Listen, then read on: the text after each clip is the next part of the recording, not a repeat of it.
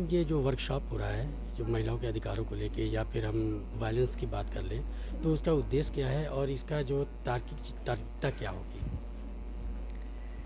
ये विशेष तौर पे आज हमारा महिला बीट आरक्षी जो हमारी महिला बीट आरक्षी के रूप में कार्यरत है या मिशन शक्ति टीम में हमारी महिला आरक्षी कार्यरत है, यूँ कहें कमिश्नरेट की पूरी महिला आरक्षीगण को मिशन शक्ति और क्या कहते हैं आपके महिला बीट में कार्य करने के प्रति जागरूक करने के साथ साथ शासकीय नियमों की जानकारी और विशेष तौर पे पॉश एक्ट 2013 के विषय में उनके अधिकारों, महिलाओं के अधिकारों और कार्यस्थल पे जो महिलाओं का लैंगिक उत्पीड़न संबंधी कानूनी जानकारी है उसके विषय में जागरूक किया गया है। जी जी जी जी जी ताकि ये जो आने वाला हमारा वर्ष है, नया वर्ष है, उसमें वो नए सिरे से कार्य कर सकें और अपने अधिकारों के प्रति भी अवेयर रहें और जो जनता है, महिलाएं हैं हमारी, उनके प्रति भी अवेयरनेस जगा सकें। जी मैडम, जो गांव ग्रामीण लेवल पर हम देखें, शहरी बेल्ट में तो बहुत सी मतलब अवेयरनेस भी आ गई और महिला जागरूक, लेकिन गांव में अभी भी वही स्थिति है। तो गांव के महिलाएं कैसे आपसे जुड़ सकेंगी, कैसे वहां तक पहुंचेंगी, इसकी क्या व्यवस्था है आपके पास? नहीं, इसके लिए तो हमारा मिशन शक्ति कार्यक्रम अभियान के तौर पे संचालित हो रहा है और चल भी रहा है। मिशन शक्ति कार्यक्रम के अंतर्गत हमारे महिला बीट आरक्षी गांवों में जा रही हैं, महिला चौपालों में व्यवस्था करके बात कर रही हैं। ज़्यादा संख्या में वहाँ पे जो मिशन शक्ति के कार्यक्रम के अंतर्गत ही है कि व्हाट्सएप ग्रुप बनाना, व्हाट्सएप ग्रुप के माध्यम से जो गाँव की संभ्रांत महिलाएँ हैं या आंगनबाड़ी कार्यकर्त्री महिलाएँ हैं, एनएम हैं, हमारी जो आशा बहनें हैं, ये सभी लोग व्हाट्सएप ग्रुप के माध्यम से हमारी महिला आरक्षी से जुड़ी हुए हैं और इनका अपने बीट में जाना और उन लोगों से लगातार संपर्क में रहना, किसी भी प्रकार की कोई समस्या आने पर त्वरित जा कर के इसमें कार्यवाही करना, थाने स्तर पे मदद करना, कानूनी मदद करना, ये कार्रवाई की जा रही है। महिलाओं को क्या संदेश देना चाहेंगे मैडम, इसको अवेयरनेस को लेते हुए, इस प्रोग्राम को लेते हुए? महिलाओं से मेरा यही अनुरोध है कि महिलाओं के संबंधित जो भी सामाजिक समस्या या पारिवारिक समस्याएं हैं या उनके समक्ष जो भी चुनौतियां आ रही हैं उसके संबंध में विशेष अधिनियम कानून बन चुके हैं।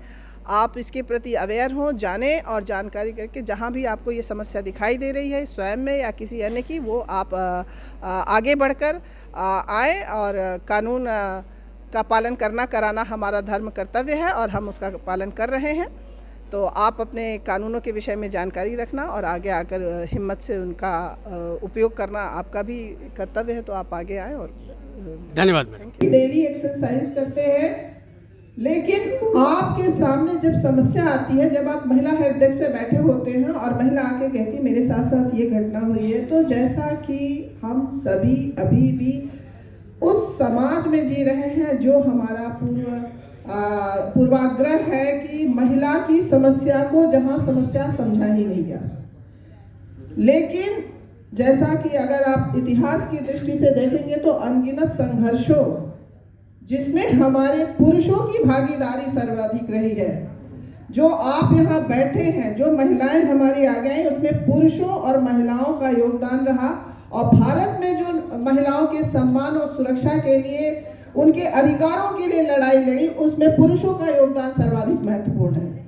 तो हमेशा आप अपने दिमाग में जो एक पूर्वाग्रह है कि अरे महिला है, अरे ये कैसे कर रही है, तो पहले तो ये थॉट ही निकाल दीजिए। ये जो ट्रेडिशनल थॉट है उसको बदला जाना आवश्यक है। और अब आप पुलिस फोर्स में हैं, लॉ एनफोर्समेंट बॉडी के तौर पे कार्य कर रही हैं, लॉज बन चुके हैं, आपको सिर्फ और सिर्फ कंप्लायंस कराना है। तो आपके बीच में जो महिला संबंधी कानून है, मुख्य कानून है, उसमें चर्चा की जाएगी, लेकिन 2 मिनट में हम आपको संक्षिप्त इतिहास बताना चाहेंगे। सिर्फ ये कि ये हमेशा ध्यान रखिए, महिला जो हमारा यत्र नार्यस्तु पूज्यन्ते रमन्ते तत्र देवता की भारतीय संस्कृति रही है, उसमें निश्चित तौर पे पहले महिलाओं का बहुत अधिक महत्व रहा। वो वीरांगनाएं भी थी, विदुषियां भी थी। बीच में देश काल की परिस्थितियां बदली और समाज की अनेक ऐसी परंपराएं और रीतियां जो महिलाओं के अस्तित्व पे ही प्रश्न चिन्ह लगा दी, उनके जीवन पे ही प्रश्न चिन्ह लगा दी थी, जिसमें आप महत्वपूर्ण एक बहुत बड़ी परंपरा का नाम सुने हैं, सती प्रथा। तो आप करें, जब 18वीं 19वीं शताब्दी में महिलाओं को सम्मान के लेकर के पूरे विश्व में जागरण चल रहा था, तो हमारे यहाँ कौन आगे आया? सती प्रथा का विरोध किसने किया? हाँ, राजा राममोहन राय जी ने। और इसके साथ ही बहुत ही जीवन को विभक्त रूप में जीने वाली स्त्रियां थी, जो कि अगर उनकी शादी हो गई और शादी के बाद उनके पति का देहांत हो जाता है, तो उसने भी उनके अधिकारों के लिए, उनके जीवन की सुरक्षा के लिए किसने परिवर्तन किया? ईश्वर चंद्र विद्यासागर जी ने। तो इस तरीके से हमारी बहुत महान विभूतियां रही हैं जिन्होंने महिलाओं के लिए आगे आए। तो पहली चीज तो आप दिमाग में यहाँ बैठे तो ये निकाल दीजिए कि महिला और पुरुष एक दूसरे के विरोधी हैं। हमेशा एक सहयोगी की भावना रखें। प्लस जो हमारी एक ट्रेडिशनल थॉट थी, तो जिसमें हम आपको बता दें, समस्याएं, जो सामाजिक समस्याएं थी, जो कुरीतियों के रूप में, परंपराओं के रूप में हमारे समाज में विद्यमान थी, उन सभी को दूर करने के उद्देश्य से ही ये कानून बनाए गए। वास्तव में अगर आप देखेंगे तो महिलाओं के प्रति जो अपराध है वो दो ही प्रकृति के हैं। एक है हिंसा, जो पारिवारिक हिंसा या सामाजिक हिंसा हो सकती है, और दूसरा है यौन उत्पीड़न, जो घर के अंदर भी हो सकता है और घर के बाहर भी। तो आपको बता दें, ये सारी हिंसा जो आपके अपराध के दृष्टि है, तो किसी जो लिंग आधारित थी, मतलब स्त्री है पुरुष है, स्त्री है जैसा मैडम अभी चर्चा कर रही थी, जेंडर बायस्ड होना, महिला है तो ये कर सकती है, पुरुष है तो ये कर सकता है। लेकिन आज परिवर्तन आ चुका है, अधिकार महिलाओं को मिल चुके हैं। आपके दिमाग में अगर कोई पीड़िता आपके पास आती है और किसी भी प्रकार की समस्या आती है, तो आप देखें कि हमारे कानून में कितना बड़ा परिवर्तन आ चुका है। धारा 354 आईपीसी, उसमें भी संशोधन हो चुका है। 1 2 3 4 5 6 बिंदु आपके पास है, जिसमें अगर आप देखेंगे तो आज की डेट में किसी महिला को अगर 14 सेकंड से ज्यादा कोई घूरता है तो वो भी अपराध है। कोई स्टॉकिंग होती है, पीछा करता है कोई, वो भी अपराध है। तो 354 अपराध का कानून केवल खोल दो फटाफट, 5 मिनट में कर दो। ये लाइट ऑफ करो। मेरा कहने का तात्पर्य यह है कि ज्यादातर हमारे बीच जो हम रूटीन में हम लोगों ने देखा है, तो 2-3 प्रकार की समस्याएं हमारे महिलाओं के समक्ष आती हैं। एक तो शादी से पहले और शादी के बाद। तो शादी के बाद की समस्याएं प्रायः हमारे समक्ष आती हैं, जिसमें या तो पति से वो पीड़ित है या परिवार से पीड़ित है। और शादी से पहले घर में सुरक्षा को लेकर के यौन उत्पीड़न की ज्यादातर शिकार होती हैं। और ये भी पहलू सामने आया है कि घर के सदस्यों के द्वारा ही मानसिक और शारीरिक हिंसा की भी वो शिकार होती हैं, भावात्मक हिंसा की भी शिकार होती हैं। तो चाहे वो मैरिड वुमन है, चाहे अनमैरिड वुमन है। और अब जब भी हम यहाँ बात करते हैं किसी भी प्रकार से, तो आप हमेशा ध्यान रखिएगा, थर्ड जेंडर को नहीं भूलना है। थर्ड जेंडर की सुरक्षा, सामाजिक सुरक्षा, पारिवारिक सुरक्षा के लिए भी कानून बन चुका है। तो हमेशा अपने माइंड में फर्स्ट जेंडर, सेकंड जेंडर और थर्ड जेंडर को रख के ही आप कोई भी थॉट प्रोसेस आगे करेंगे। जो हम मुख्य धाराएं, जैसा आप लोगों ने देखा है 354 आईपीसी, जिसमें आपने देखा है कि यौन उत्पीड़न, मारपीट और अपने अभिमान को ठेस पहुंचाना शामिल है। ए में क्या है? लज्जा भंग। ये बहुत विस्तार है 354, इसके आगे बढ़ाओ। बीच में देख रहे हैं, जो कोई पुरुष किसी महिला का अनुसरण करता है और उससे संपर्क करता है या ऐसी महिला द्वारा अरुचि के स्पष्ट संकेत के बावजूद बार बार व्यक्तिगत बातचीत को बढ़ावा देने ऐसी महिला संपर्क करने का प्रयास है। 354 B, it is very important. तो पहले तो आप लोगों को कानून की गहराई और उसकी मूल भावना को समझना होगा, ताकि आपके समक्ष कोई बात आती है तो आप एकदम से इनकार करके उसको अलग नहीं कर सकते। 354 है, 376 है। इसके बाद एक सर्वाधिक महत्वपूर्ण धारा है 509 की धारा 509 आईपीसी, जो कहता है महिला के गरिमा या उसके लज्जा के खिलाफ या उसके अंग विक्षेप को देखते हुए कोई भी बात करता है जो मतलब उसकी लज्जा और गरिमा के विपरीत है। ये बहुत महत्वपूर्ण धारा है। तो जब भी आपके सामने महिला की समस्या आती है तो अक्सर आप थाने पे देखते होंगे उसको 323, 504, 506 लिख दिया, लेकिन 509 नहीं लिखा। आपने उस पे हाथ उठाया, वो भी उसके सम्मान के विपरीत है, उसकी गरिमा के विपरीत है। आपने उसे अपशब्दों का प्रयोग किया, 504 किया, वो भी गरिमा के विपरीत है। तो आप जो यहाँ बैठे हैं, महिला हेल्प डेस्क पे हैं, आप महिला की सुरक्षा के लिए वहां पे मौजूद हैं। हर थाने पे महिलाओं की नियुक्ति की गई है। तो आपका प्राथमिक कर्तव्य है कि जब आपके पास महिला हेल्प डेस्क के पास कोई प्रार्थना पत्र आए या इस तरीके का कोई तथ्य आता है, तो आपका एकमात्र उद्देश्य होना चाहिए कि इसको पूरा न्याय मिले। क्योंकि माननीय सुप्रीम कोर्ट की जो गाइडलाइन है, जो उन्होंने अपने एक महत्वपूर्ण केस के निर्णय में कहा है कि कोई भी महिला अपने सम्मान और गरिमा के विपरीत जाकर के बात नहीं कहेगी, अपना इज्जत उसे सर्वाधिक प्रिय है। तो बहुत ही दुरूह और गंभीर परिस्थितियों में वो घर से बाहर निकलकर थाने तक जाती है और अपनी बातें बताती है। तो ज्यादातर आपको 354 और 376 या अन्य भी किसी प्रकार की प्रताड़ना जो आईपीसी में क्राइम नहीं डिफाइन है, लेकिन घरेलू हिंसा में है, तो आप उसको घरेलू हिंसा में कैसे वो कहाँ जाएगी, किस प्लेटफॉर्म पे बात करेगी, इसके लिए आप प्रेरित करेंगे।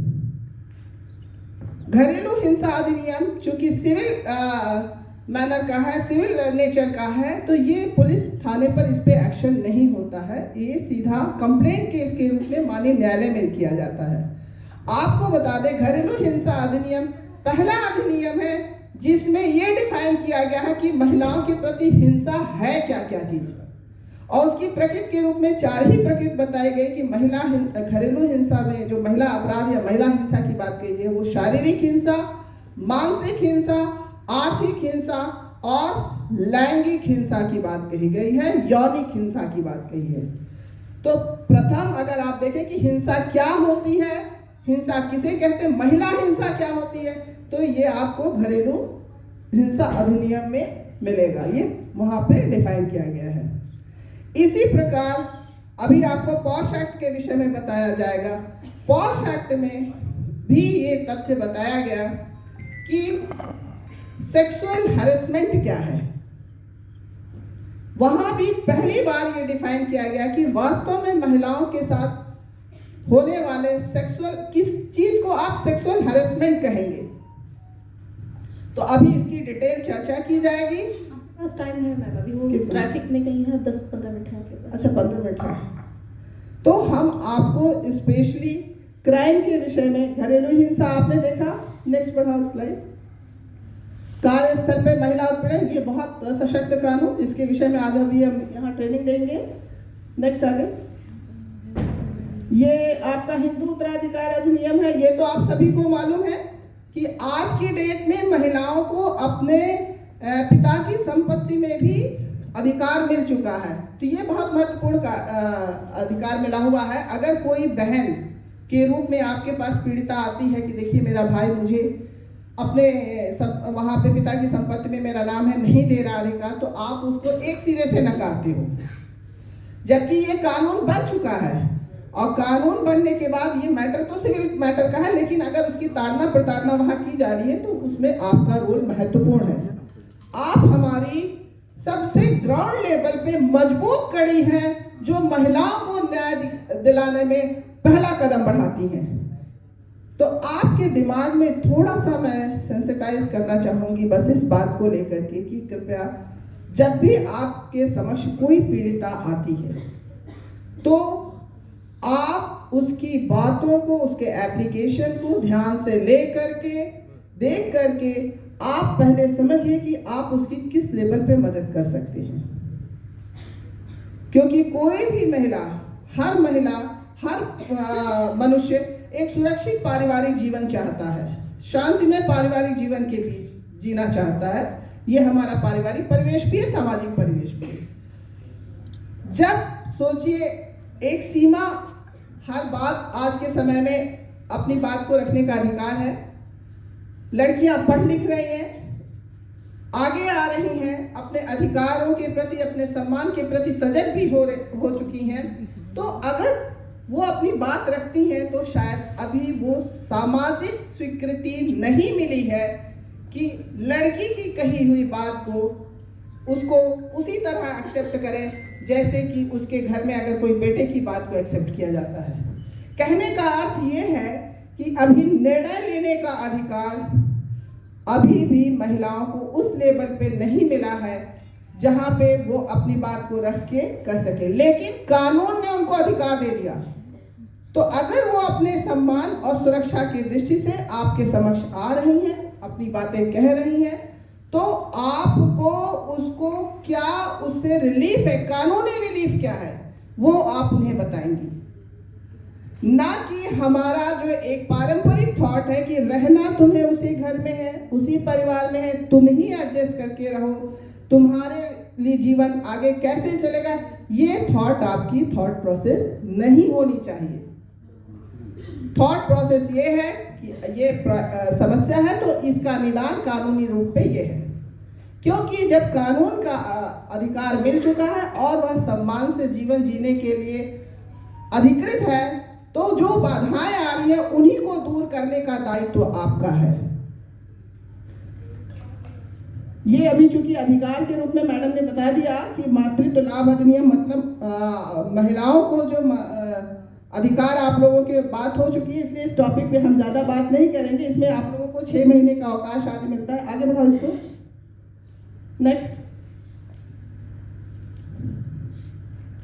नेक्स्ट ये आपका अधिनियम अनैतिक देह व्यापार रोकथाम अधिनियम। इसमें भी माननीय सुप्रीम कोर्ट ने बहुत ही अभी लेटेस्ट ऑर्डर आया है, उसमें आपको बता दें, इसके विषय में भी आपको जानकारी होनी चाहिए कि कभी भी अगर कहीं रेड पड़ती है और कोई ऐसी पीड़िता मिलती है अनैतिक देह व्यापार अधिनियम के अंतर्गत FIR लॉज होता है, तो आपको पता होना चाहिए। महिला, चूंकि महिला हमारी पुलिस आरक्षी हर जगह मौजूद होती है, उनकी मौजूदगी मस्ट है, तो आपको पता होना चाहिए कि आज की डेट में ऐसी पीड़िता, उनको विक्टिम कहा गया है और उन विक्टिम को पुनर्वासित किया जा सकता है, उनको गिरफ्तार नहीं किया जा सकता। ये माननीय सुप्रीम कोर्ट ने एक अभी महत्वपूर्ण केस में ये निर्णय दिया है।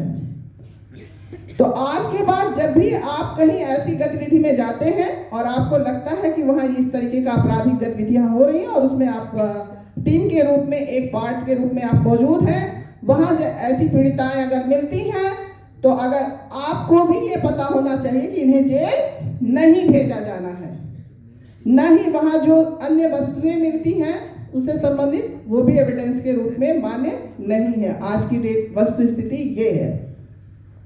वहां पे सिर्फ किसके खिलाफ कार्रवाई होगी, जो उस जिस जगह पे वो कार्य हो रहा है उसके जो मालिक है, मकान मालिक है, या जो उस कार्य को करा रहा है वो अपराधी होंगे। इसके अलावा दहेज प्रतिषेध अधिनियम है, ये आप सभी को मालूम है। ये भी आज बहुत प्रभावकारी रूप में इसमें कार्य किया जा रहा है। इस संबंध में मैं आपको एक चीज बताना चाहूंगी। हमारे IPC में है 304B, जो दहेज मृत्यु कहता है, और एक दहेज प्रतिषेध अधिनियम। सिर्फ सेंसिटाइज इस बारे में करना चाहेंगे कि एक समय था, चूंकि मैंने बताया आज से अगर 20 साल पहले मेरा अपना अनुभव है कि हम लोग जब एज ए डिप्टी SP आए विभाग में, तो लगभग महीने में ऑन एन एवरेज 3 या 4 घटनाएं हर मंथ हुआ करती थी। घटना के पीछे कारण अलग है, लेकिन मुख्य कारण आज भी आप जानते हैं कि ये समाज में, मानसिकता में ये शामिल है। बदलाव आया है, परिवर्तन आया है, लेकिन लोगों की अभी सोच में बहुत परिवर्तन आना शेष है। तो स्थिति ये हुई कि लोग कह तो नहीं रहे हैं, पहले प्रताड़ना होती थी इसलिए ये कहा गया कि हाँ भाई लड़कियां डेथ कर गई या मर गई या सुसाइड कर गई। आज कंडीशन ये है कि लोग कहते नहीं हैं, लेकिन लड़कियां फिर भी आपके यहाँ डाउरी डेथ की कंडीशन आ रही है। तो उसके पीछे रीजन क्या है? तो मानसिकता यही है, दहेज उत्पीड़न। दहेज उत्पीड़न आपको नहीं झेलना है तो सबसे पहले दहेज संबंधी कानून को पढ़ना, जानना कि दहेज मांगना और दहेज देना दोनों क्राइम है। महिलाओं के पीछे समस्याओं के मुख्य कारण में अगर आप जाएंगे, गहरे में जाएंगे, तो मेन रीजन वही आर्थिक रूप से मजबूत न होना है। और महिलाओं को आर्थिक रूप से मजबूत करने के उद्देश्य से ही आज के समय में बहुत जरूरी है कि हर लड़की को सबसे पहले अपने आप को आर्थिक रूप से सशक्त बनाए। महिलाएं जॉब कर ले रही हैं, फिर भी समाज की मानसिकता के अनुरूप बिना दान दहेज के शादी नहीं होती, ऐसी एक सोच फैली हुई है। तो कितनी महिलाएं हैं जो चाहेंगी कि जब मेरी शादी हो, या तो बहुत से लोगों की शादी हो चुकी होगी, कि हमारे पिता हमारे लिए ऐसा कुछ दे दें कि हमारे ससुराल में सम्मान रहे। कितने लोग होंगे ऐसे? वास्तव में अगर आप आर्थिक रूप से मजबूत हो गए हैं तो अपने लिए अपना रास्ता खुद चुने, अपने आप को आर्थिक रूप से सशक्त बनाएं। क्योंकि एक बहुत बड़ी विडंबना है कि समाज की जो व्यवस्था है, आप हमारे मीडिया बंधु बैठे हुए हैं, है ना, तो इस बीच हम ये कहना चाहेंगे कि अगर आप थोड़ा सा अलग हट के सोचे तो सोचिए, जिस घर में लड़की पैदा होती है उस घर में पलती पोसती, उसे अपना घर नहीं कहा गया।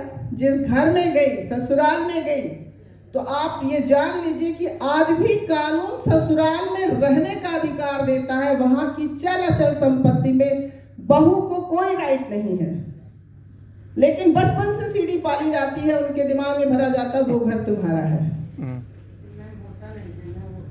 हाँ, कह तो रहे कानूनन आज भी वहां की चल अचल संपत्ति में बहू को कोई राइट नहीं है, सिर्फ वहां ससुराल में रहने का अधिकार है। वहां से भी जब निकाल दिया जाता है किसी कारणवश, किसी परिस्थितिवश, चाहे वो उसका हस्बैंड की डेथ हो गई, या उसका हस्बैंड कहीं अन्यत्र चला जा रहा है, या कोई अन्य कारण से उसको घर से बाहर निकाल दिया गया, उसको घर में दाखिल कराने के पावर सिर्फ और सिर्फ न्यायालय के पास है कि वो उसको घर में रखाया जा सकता है। तो हर इंसान को सोचना चाहिए कि वास्तव में हमारी बेटी, हमारी बहन, हमारे घर की पुत्रियां या स्त्रियां कैसे मजबूत हो। आर्थिक रूप से सशक्त होना बहुत जरूरी है। और शिक्षा का अधिकार मिला है, शिक्षा का अधिकार मिला है, तो इसका भरपूर लाभ उठाते हुए आप बड़े सौभाग्यशाली हैं कि आपको सरकारी सेवा में एक मजबूत स्थान मिला हुआ है। ये आपकी अपनी पात्रता है। आपको इसको और भी मजबूत बनाना है। शादी होने के बाद भी हमारी महिलाएं सोचती मेरा हस्बैंड ही मेरा सब कुछ करे। घर बनाना हो हस्बैंड बनाए, बैंक बैलेंस बनाना हो, गहने लाना हो, कपड़े लाना हो, हस्बैंड लाए। तो ये इसको ना मानसिक गुलामी ये जो है हमारी, और हम अपनी तनख्वाह जो भी हो है उसको हम ले जाके हस्बैंड को दे देते हैं, भाई घर के मुखिया हो तुम खर्चा चलाओ। ये आर्थिक गुलामी है। कायदे में अगर सहयोगी की भावना से और पिता के लिए भी एक सशक्त मजबूत कड़ी के रूप में आप मौजूद हो गए, तो पिता को सबसे पहले कि हमें शादी में जो व्यक्ति दहेज लेगा देगा, हमें शादी नहीं गई, क्योंकि दहेज लेना देना अपराध है। अगर लेने वाला अपराधी है तो देने वाला भी अपराधी है। प्लस मैं आर्थिक रूप से सशक्त हूं, मैं अपने लिए अपना घर, अपना सब कुछ बना करके अपना जीवन यापन करूंगी। दूसरा, चूंकि अब तो राइट भी मिल चुका, अगर पिता इस लायक है, सक्षम है, तो आपको बराबरी का दर्जा मिल चुका है। अपने पिता के अचल संपत्ति में भी आपका हिस्सा है। तो इस प्रकार मेरा ये कहना है कि इस अधिनियम के तहत अभी भी हमारे समाज में अधिकांश महिलाओं की स्थिति बहुत अच्छी नहीं है। आर्थिक रूप से सशक्त महिलाओं का प्रतिशत बहुत ही कम है, यूं कहें अभी नगण्य है, तो अन्यथा ना होगा। तो कभी भी कोई ऐसा पीड़ित दहेज उत्पीड़न संबंधी आए तो प्रथम दृष्टया आप उसे इनकार नहीं करेंगे। इसका कड़ाई से पालन हो, इसके लिए इसके साथ मजबूत धारा जो भी उसकी प्रताड़ना संबंधी है आईपीसी की लगे, ताकि इससे समाज में कानून ही वो हथियार आज की डेट में है जिसका आप मजबूती से सिर्फ आपको कंप्लायंस कराना है, और कंप्लायंस कराने से ही ये परिवर्तन आएगा। क्योंकि नियम और कानून का पालन कराने से ही समाज में और सोच में दोनों में परिवर्तन आया है। भय बिनु होत न प्रीत, बिना भय के प्रीत नहीं होती है ना। तो जब कानून का भय लगेगा कि व्यक्ति के दिमाग में आएगा कि अगर मैं ये गलत हो चुका, आज की दृष्टि में अपराध है, बहुतों को यह पता ही नहीं है कि मैं ये एक्शन कर रहा हूं ये अपराध की श्रेणी में है या नहीं है, लेकिन आपको पता है कि ये अपराध हो चुका है। थप्पड़ मारना, मुक्का मारना, गाली देना, किसी भी महिला को किसी भी तरीके से, चाहे आपकी कोई नहीं जानता नीयत क्या है। अभी जैसा मैडम भी कह रही थी कि किसी ने तारीफ ही कर दी कि बहुत बन संवर के निकल रही हो, ये भी एक प्रताड़ना है। सामने वाले को पता ही नहीं, लेकिन आप शिकायत करेंगे, आपके पास है, आपको जानकारी है, तो आप एक्शन करेंगे, दोबारा वो गलती से भी ये गलती नहीं होगी। लेकिन इन सब चीजों के बीच में आपको सबसे महत्वपूर्ण चीज ध्यान रखना है, वो ध्यान रखना है कि इसका दुरुपयोग ना होने पाए। तो जब भी आप क्षेत्र में जाएं या जाते हैं तो अवेयरनेस के दृष्टि से इस बात को जरूर बताएं कि महिलाओं के लिए जो ये अधिकार मिला है, ये जो कानून बने हैं, वो अनगिनत महिलाओं के संघर्षों का, उनके बलिदानों के फलस्वरूप मिला है। तो कृपया आप इसमें मोहरा ना बने, आप इसमें उन महिलाओं के साथ उनका अपमान न करें। हम सभी को उनके प्रति श्रद्धानत रहना चाहिए हमेशा, जिन महिलाओं के संघर्षों के परिणाम स्वरूप आज ये कानून, आज ये सामाजिक परिवर्तन हमारे बीच दिखाई दे रहा है। आप देखें, ये प्रेगनेंसी गर्भावस्था अधिनियम भी बन चुका है। ये बहुत महत्वपूर्ण अधिनियम है कि आज की डेट में महिलाओं को बच्चे पैदा करना है या नहीं करना है, ये उनका राइट मिल चुका है। और अगर विवाहिता स्त्री भी चाहती है कि मुझे ये बच्चा नहीं रखना है, तो वह स्वेच्छा जाके अपना गर्भपात करा सकती है, उसको माननीय कोर्ट से अनुमति मिल चुकी है। समान पारिश्रमिक अधिनियम, समान नीचे आओ इस पे, ये एक नेक्स्ट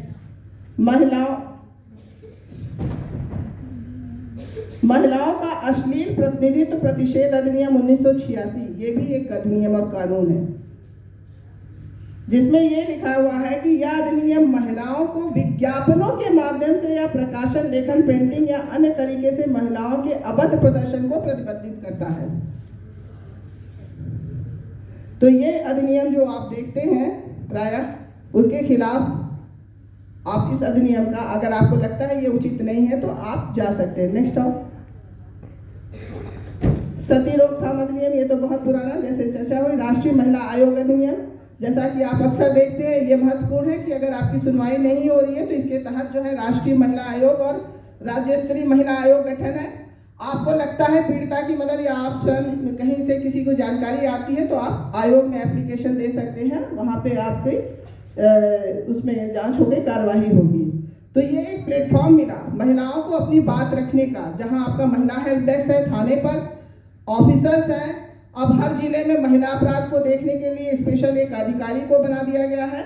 तो उसी तरह जब यहाँ जिले स्तर पे नहीं, तो फिर आप आयोग में भी जा सकते हैं। घरेलू हिंसा अधिनियम, अभी आपको बताया जैसा कि इसमें महिलाओं के घरेलू हिंसा, मौखिक, भावात्मक हिंसा संरक्षण का प्रावधान है। नेक्स्ट ले आओ, साइबर अपराध, अभी इस पे हम डिटेल चर्चा करेंगे। ये बहुत बर्निंग टॉपिक है और अधिकांश हमारे लोग जो है लगातार मोबाइल पे, जैसा कि आज का कल्चर हो चुका है, एक तरीके से मोबाइल कल्चर कहने तो अलग नहीं होगा। इसमें मेरा मात्र इतना कहना है कि हर चीज़ के साथ हम जीना जान चुके हैं, रहना जान चुके हैं, समझ चुके हैं। इवन हमारे विश्व स्तर की आपदा आई, कोरोना के साथ जीना भी हमने सीख लिया। तो आज की डेट में अगर लग्जीरियस तो नहीं, ज़रूरत बन चुकी है मोबाइल, तो उसका भी हमें सदुपयोग करना आना चाहिए।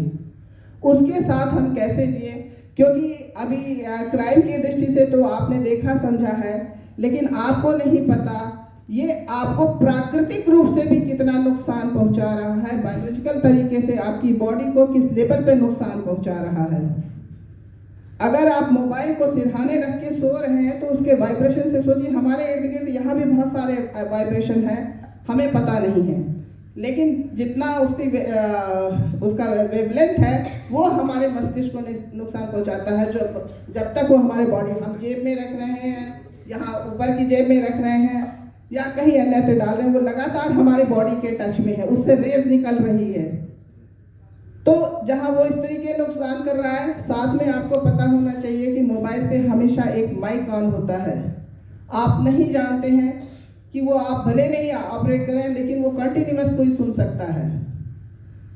और दूसरी महत्वपूर्ण चीज है कि इसमें जो है कोई भी चीज वास्तव में डिलीट होती ही नहीं है। आपने सोचा डिलीट हो गया, लेकिन इतना ये साइंटिफिक है कि इसके जो एक्सपर्टीज है, हमारे भी एक्सपर्ट है, या हम भेजते हैं इसको लैब में तो मदर बोर्ड से सारी डेटा उसके रिकवर हो जाती है। हर चीज एक अच्छे उद्देश्य के लिए बनाई जाती है, जीवन को सुविधाजनक बनाने के लिए बनाई जाती है, लेकिन चूंकि मनुष्य का एक स्वभाव है कि जहां एक सकारात्मक चलता है वहीं दूसरा पहलू नकारात्मक होता है, तो उसके विकृत मानसिकता के लोग या नकारात्मक विचारधाराओं के लोगों के द्वारा इस तरीके से इसका गलत उपयोग भी होने लगा है। कानून उसके लिए भी बना है, इस पर डिटेल चर्चा की जाएगी नेक्स्ट टाइम। हो गया? कितने बजे आएंगी? अच्छा, तो मैंने तो शार्ट में सोचा था। ये तो अब आगे कानून के विषय में जो वो है कि आपको मेटर्निटी, कि आपने बच्चा पैदा करना है कि नहीं करना है, ये उस महिला का, क्योंकि बॉडी तो उसकी है ना, तो कई बार ऐसा होता है कि आपको फोर्स किया जाता है कि आप माँ बने। उसके लिए भी कानून है कि आप बच्चा पैदा करना चाहती हैं या नहीं चाहती, ये आपका राइट होना चाहिए। शरीर तो महिला का ही है, लेकिन जैसे सामाजिक रूप से दबाव उनके ऊपर इतना पड़ता है कि वो घरेलू हिंसा का रूप लेता है, और उस घरेलू हिंसा और प्रताड़ना के तहत कई बार महिलाएं अपनी जान भी दे देती हैं। ऐसे कई सारे केसेस आपको सोसाइटी में देखने को मिलते होंगे। जब आप अपनी बैठक करती होंगी तो उसमें इस तरह के केसेस आपको, उनका सामना आपको करना पड़ता है। अब ऐसा तो है नहीं कि ये सारे अधिकार और ये सारे कानून अभी बने हैं और आज नहीं हैं और महिलाओं ने आज अपने अधिकारों को जानना ज़रूरी समझा और नहीं। अगर ऐसा होता तो हमारी जो सबसे पहली लड़ाई लड़ी थी महिलाओं की शिक्षा को लेकर, जिन्होंने शुरुआत की, उनका क्या नाम था? ज्योतिबा बाई फुले। उनके साथ एक और महिला थी, उनका नाम क्या था? माता सावित्री बाई फुले लीडर है। ज्योतिबा फुले उनके हस्बैंड थे, उनकी वाइफ। अब इसमें भी देखिए ना, मतलब पति को याद रखा और जो इस महिला ने संघर्ष किया उसको नाम नहीं। अभी कुछ दिन पहले ही तो उनका जन्मदिन था और उनके साथ ही फातिमा शेख।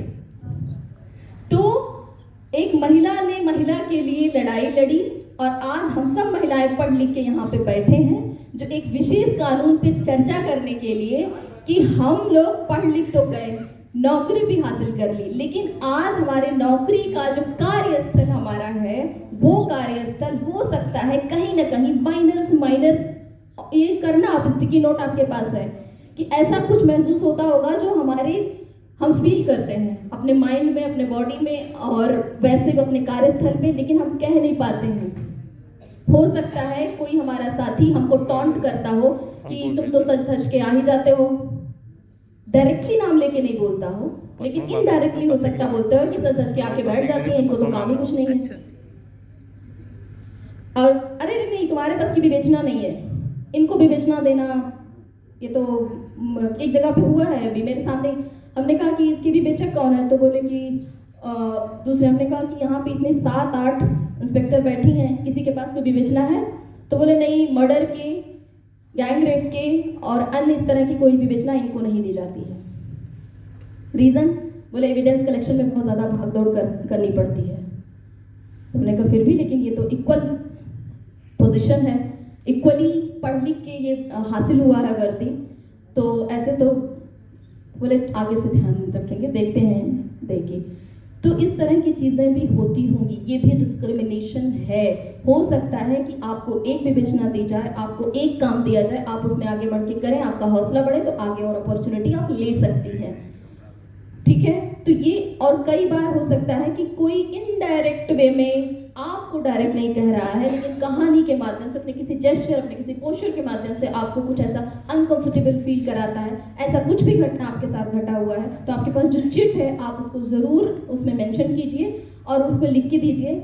इसलिए नहीं कि वो सवाल मेरा है, हो सकता है कि मुझे किसी ने बहुत ज़्यादा प्रताड़ित किया हो, मुझे बहुत ज़्यादा परेशान किया हो, मैं अपने लिए उस टाइम पे नहीं लड़ पाई, हो सकता है। लेकिन कई बार जब हम देखते हैं कि वो मेरे साथ हुआ मैं चुप रही, किसी और के साथ हुआ वो भी चुप रहे, किसी और के साथ हुआ वो भी चुप रहे, लेकिन कई बार हम उदाहरण के तौर पे आपको जागरूक कर सकते हैं कि जो मेरे साथ हुआ वो आपके साथ ना हो।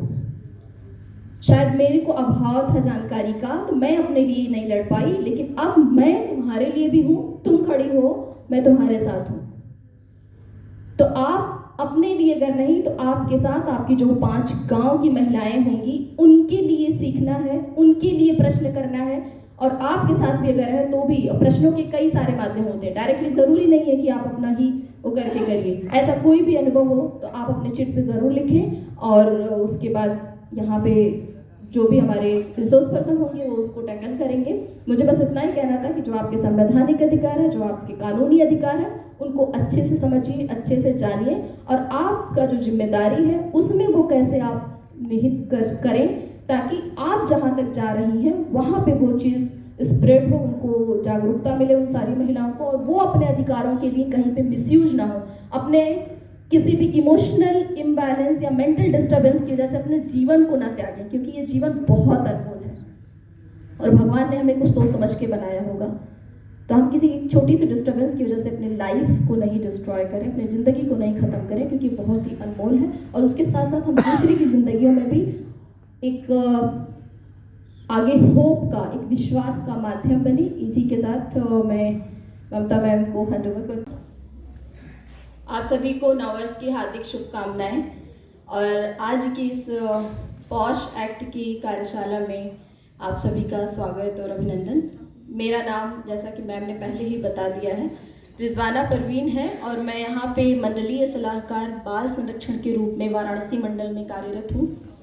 और अभी पिछले कुछ 1-1.5 महीने से मैं मंडल पे नहीं थी, क्योंकि विशेष तौर पे मुझे आगरा जोन में इसी तरह के एक बर्निंग टॉपिक को लेके एक विशेष कार्यक्रम के रूप में एडीजे जोन आगरा जो मिस अनुपम कुलश्रेष्ठ मैम है, उन्होंने एक अभियान चलाया था ऑपरेशन जागृति के करके। तो उसमें लीड के रूप में मुझे वहाँ पे नियुक्त किया गया था कि इस ऑपरेशन जागृति को कैसे लीड किया जाए, जिसका मुख्य 4 बिंदु था कि महिलाओं को कैसे मोहरा बनाया जाता है। कोई भी विवाद हो, वो विवाद कुछ और है, लेकिन उसमें महिलाओं को बहला फुसला के मोहरा बनाया जाता है कि अगर आप उस विवाद में अपना बयान ये दे दें, ज़मीन का विवाद है, और ये कह दें कि हमारे साथ कुछ छेड़छाड़ हुआ है, तो आपको वेटेज मिलेगा, आपकी सुनवाई जल्दी होगी। क्योंकि कानून में ऐसा माना जाता है कि महिलाओं के कई सारे विशेष कानून हैं जो महिलाओं के लिए हैं। दूसरा मुद्दा ये था कि जितने भी महिलाओं के लिए कानून बनाए गए हैं उसकी सही जानकारी उनको दिया जाए, ताकि अगर किसी को कोई प्रॉब्लम होती, कोई समस्या होती है तो उसकी सहायता के जरिए वो अपनी सहायता कर सकें, उस कानून के माध्यम से उनको इंसाफ मिल सके। तीसरा ये था स्वस्थ रिलेशनशिप में कैसे जाएं, क्योंकि हम देखते हैं 330 और 366 या टीनेज में जो लव इलोपमेंट के केसेस हैं वो बहुत ज़्यादा आ रहे हैं, जिसकी वजह से कानून का एक बहुत बड़ा महकमा उसमें लग जाता है। चौथा ये था साइबर हिंसा। तो ये जो आज हम लोग बात कर रहे हैं लगभग यही सारी बातें थी। कुछ एक तरह का डेटा एनालिसिस किया गया तो ये पाया गया कि कुछ पॉकेट एरियाज हैं हमारे जहाँ पे इस तरह की हिंसा या इस तरह की चीज़ें बहुत हाई लेवल पे हैं, तो उसको कम कैसे किया जाए। तो इस तरह की चीज़ों को लेके एक अभियान के रूप में वो अभियान अभी भी चल रहा है। 3 महीने का डेडिकेटेड अभियान है। उसमें टारगेट ये है कि हम एक एक बच्चों आप लोग घर शांत तक रहें। पहुंचे, एक एक पंचायत आप तक लोग पहुंचे, शांत रहें एक एक क्लास में, महिला तक प्लीज। पहुंचे। और आपको पता है कि उसमें क्लास सबसे में आप अहम लोग भूमिका, ये शांत बात रहें, आपके प्लीज। साथ शेयर करने का मकसद बस इतना है कि उसमें जो इस पूरे प्रोग्राम की रीढ़ की हड्डी है वो हमारी है महिला बीट। क्योंकि आपको कुछ एरियाज एलोकेट किए जाते हैं, राइट, सबको होंगे। तो आप जब वहां जाती हैं बेटियां तो किसी आपके और- पास अगर आपको जानकारी नहीं रहेगी तो आप उसको क्या बताएंगे और कितना बताएंगे। हो सकता है 1-2 मिनट बात करने के बाद आप सरेंडर कर दें कि इसके आगे तो मुझे खुद भी जानकारी नहीं है। तो ये है आज का जो प्रोग्राम था। अभी 1 हफ्ते पहले ही मैं आई और मैम से बात हो रही थी तो इन्होंने कहा कि यहाँ पे भी हम लोग इस तरह से करें, लेकिन कुछ कुछ विशेष चीज़ें हैं। पहले हम एक पॉकेट के माध्यम से हम लोग चलते हैं स्टेप बाय स्टेप। तो आज थोड़ी देर ही मैं इस पे बात करूंगी क्योंकि इसके बारे में brief miss Renu Mishra ma'am आपको बताएंगी कि क्या क्या अधिकार है जो आपको पता होने चाहिए। कि कई बार सिर्फ हम बात करते हैं, हमारे पास संदर्भ नहीं होता है, कोई सोर्स नहीं होता। अगर हम कहें कि महिलाओं को और पुरुषों को बराबरी का अधिकार है, ये हम सभी कहते हैं कि हमें हक है, लेकिन आप ये बोलेंगे कि कैसे। कोई पूछे कि हमारे गांव में तो सारी महिलाएं, कोई नहीं आज तक लड़ाई किया कि नहीं मुझे बाहर जाने दीजिए, मुझे पढ़ने दीजिए, मुझे नौकरी करने दीजिए, हमारे यहाँ ऐसा नहीं चलता है। तो आप क्या कहेंगे? आपके पास संदर्भ होना चाहिए। नेक्स्ट स्लाइड करिए। कि कुछ हमारे संवैधानिक अधिकार हैं, जो कुछ कानूनी अधिकार है और कुछ संवैधानिक अधिकार है। संवैधानिक अधिकार एक इंसान के तौर पे, चाहे वो मेल हो, चाहे वो फीमेल हो, चाहे वो थर्ड जेंडर हो, कोई भी हो, इसमें कोई भी फेर बदलाव नहीं और ना ही इसका कोई हनन कर सकता है। अगर इसका कोई हनन करता है तो उसके लिए कोर्ट है, उसके लिए और भी कानूनी प्रक्रियाएं हैं। लेकिन जो कानूनी अधिकार होते हैं उनमें फेर बदल हो सकता है। तो कुछ संवैधानिक अधिकार जैसे आर्टिकल 14 है। आर्टिकल 14 किसी ने कोई बताएगा मुझे आप में से कि वो कौन सा अधिकार आपको? समानता का अधिकार। समानता का अधिकार। तो समानता का अधिकार में एक और चीज आता है कि महिला और पुरुष दोनों वो नहीं बोलना है भाई। बराबर है। लेकिन कई बार इसी अधिकार में बहुत माइनर छुपा रहता है, जेंडर बेस्ड डिस्क्रिमिनेशन। निकल लिया जाएगा कि आपको समानता का अधिकार तो है, लेकिन चूंकि आप महिला हैं तो इसलिए कई बार हमारे कार्यस्थल पे भी हमें वो जिम्मेदारियां नहीं दी जाती हैं जो कि हम कर तो सकते थे, लेकिन हम क्या हैं? महिला हैं।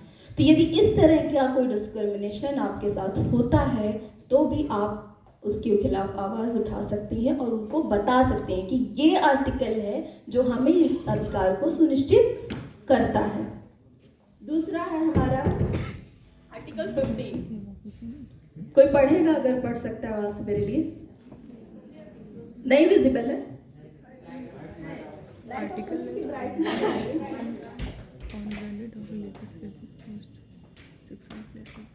जो अभी मैंने बताया। ये 14 से 15 जो डिस्क्रिमिनेशन आपके जेंडर के बेस पे, आपके कास्ट के बेस पे, आपके रंग रूप के बेस पे, आपके और किसी उच्च नीच सामाजिक भिन्नताओं के आधार पे जो आपके साथ भेदभाव होता है, उसको ये कहता है कि ये भेदभाव नहीं होना चाहिए। तो आपका ये आर्टिकल 15 वो सुनिश्चित करता है। आर्टिकल 39 ए है इक्वल जस्टिस और फ्री लीगल एड्स। आपके साथ अगर कोई भी नाइंसाफी होती है तो आपको उसका, ये महिला है आप, इस वजह से आपको दबाया जाए, ऐसा नहीं होना चाहिए। आपको कानूनी तौर पे इंसाफ मिलना चाहिए, आपके साथ इक्वल जस्टिस होना चाहिए। ये जस्टिस किसी भी स्तर पे हो, फैमिली हो, समाज हो, वर्क प्लेस हो, कहीं पे भी हो, ये जस्टिस आपको मिलना चाहिए।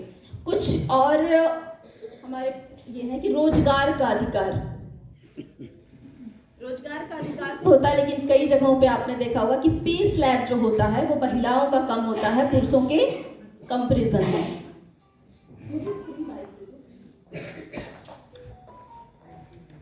तो ये आप हर जगह, आप फिल्म इंडस्ट्री में देख लीजिए, आप कंपनी में देख लीजिए, आप कहीं पे भी देख लीजिए, वहां पे महिलाओं को जब हायर किया जाता है तो उनके लिए पे स्लैब नेगोशिएबल रखते हैं, और पुरुषों के लिए वो होता है कि उनको जितनी उनकी डिमांड होती है या पहले से भी ये रहता है कि इनको तो हाई पे होना चाहिए।